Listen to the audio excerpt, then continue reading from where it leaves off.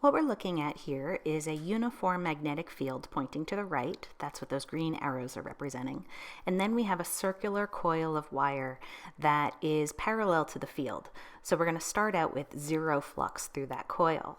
But now what I want to do is rotate that coil within this magnetic field so that we can get some flux through it.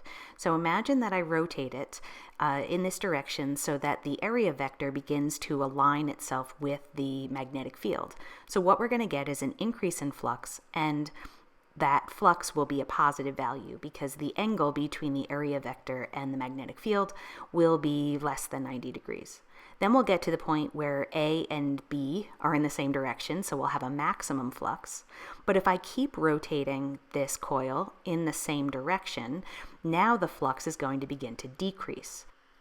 We still have positive values for the flux, they're just getting smaller. Then once we've gone 180 degrees, we're back to having zero flux through this loop. Let's continue to rotate this loop beyond 180 degrees. So I'm going to just kind of continue on the next line where we have zero flux, and now I'm going to continue rotating this loop beyond 180 degrees.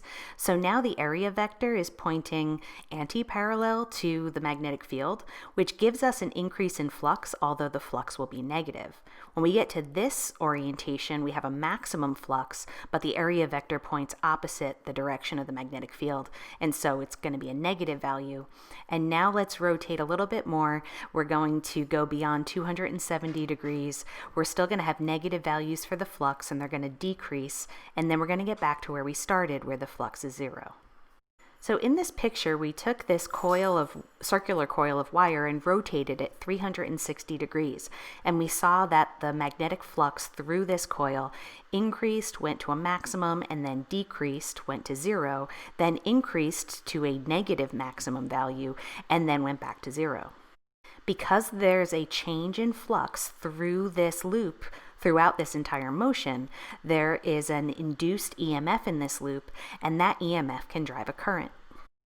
For the parts of this cycle where the flux is increasing, we'll induce an EMF and a current to flow in one direction, and then when the flux is decreasing, the EMF and the current will be induced in the opposite direction. What we end up getting is what we call alternating current, and this is how electricity is generated. In this diagram, we have a uniform magnetic field and a square coil that is being rotated within that field. And to rotate the coil, we do this by mechanical means. In this picture, we're just doing it by hand. But by continuously changing the magnetic flux through this coil, we induce an EMF which drives a current.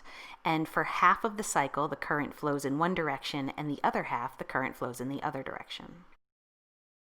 The electricity that we use every day is produced by an AC generator like this. In our country, the electricity is generated with a frequency of 60 Hertz, which means that the EMF and the current change direction 120 times every second. Now, this frequency depends on the rate at which the coils are rotating in the magnetic field. Remember, to calculate flux, we do the dot product of the magnetic field and the area vector of the loop. And we can write this as B times A times the cosine of theta, where theta is the angle between B and A. This is what's changing in time. I'll remind you from Physics 1, angular velocity omega is d theta dt. And so what we can do is we can replace theta with omega times t. And this is how we calculate the flux. And here you can easily see that the flux is dependent on time. So let's plug that into Faraday's law. Faraday's law says the EMF that's induced is negative n, which is the number of turns in your coil, times d phi dt, where phi is going to be Ba cosine omega t. When we take this time derivative, B and A are constant, so we're just taking the time derivative of cosine omega t, which is going to give us omega times the sine of omega t.